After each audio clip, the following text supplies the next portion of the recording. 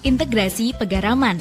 Kebutuhan garam nasional mencapai 4 juta ton per tahun yang terdiri atas 1,5 juta ton untuk kebutuhan konsumsi dan 2,5 juta ton untuk kebutuhan industri.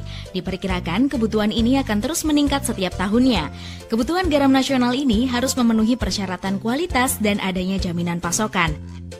Kementerian Kelautan dan Perikanan sejak tahun 2016 melalui Pugar telah meluncurkan program integrasi pegaraman atau biasa dikenal dengan corporate farming. Program ini ditujukan untuk meningkatkan produktivitas, kualitas, dan menurunkan biaya produksi. Integrasi pegaraman adalah penyatuan tempat dan proses produksi garam dalam satu kesatuan hamparan yang utuh dengan batas minimal seluas 15 hektar. Integrasi pegaraman dilakukan dengan 4 tahapan, yaitu 1. Penataan komposisi meja kristalisasi, 2. Tata kelola tanah, 3. Tata kelola air, dan 4. Tata kelola panen. 1. Penataan komposisi meja kristalisasi. Lahan garam petambak yang awalnya sempit dan dikelola sendiri-sendiri akan disatukan, baik tempat maupun proses produksinya dalam satu kesatuan hamparan yang utuh dengan batas minimal seluas 15 hektar. Selanjutnya, lahan tersebut didesain dengan komposisi meja kristalisasi 1:6 dibanding dengan kolam-kolam lainnya. 2. Tata kelola tanah. Tata kelola tanah dilakukan dengan cara mengolah tanah pada meja kristalisasi sebelum digunakan untuk produksi garam dengan tahapan 1. Melakukan kesap dan guluk pertama, yaitu untuk menghilangkan oksida besi pada tanah. Kesap dan guluk pertama dilakukan pada meja tanah yang konsentrasi airnya 3-6 derajat Baume ke meja kristalisasi. Selanjutnya, tanah dipadatkan dan dijemur. 2. Melakukan kesap dan guluk kedua, yaitu untuk menghilangkan kalsium karbonat pada tanah. Kesap dan guluk kedua dilakukan pada meja tanah yang konsentrasi airnya 10-13 derajat Baume ke meja kristalisasi. Selanjutnya, tanah dipadatkan dan dijemur. 3. Melakukan kesap dan guluk penghabisan, yaitu untuk menghilangkan kalsium sulfat pada tanah.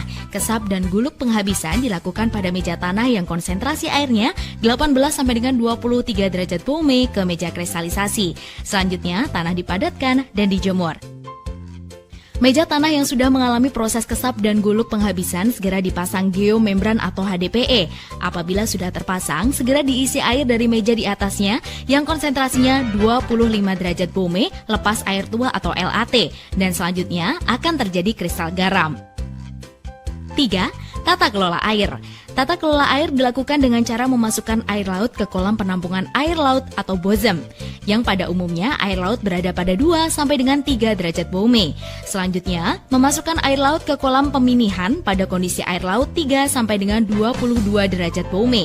Jika air laut telah mencapai 23-24 derajat Baume, segera masukkan ke kolam penampungan air tua atau brine tank. Air dalam kolam penampungan air tua atau brine tank ini selanjutnya siap dialirkan ke meja kristalisasi. Pada saat melakukan kristalisasi, diperlukan kedisiplinan untuk menjaga air laut berada pada posisi 25-28,5 derajat Baume. 4. Tata kelola panen. Tata kelola panen dilakukan dengan cara memanen kristal garam yang telah berumur minimal 10 hari dan selanjutnya kristal garam tersebut ditiriskan selama 5 hari sebelum dimasukkan ke gudang garam nasional. Kedisiplinan dan komitmen petambak garam diperlukan dalam metode integrasi pegaraman ini guna meningkatkan produktivitas dan kualitas untuk memenuhi kebutuhan garam nasional. Terima kasih sudah menonton. Jangan lupa like dan subscribe.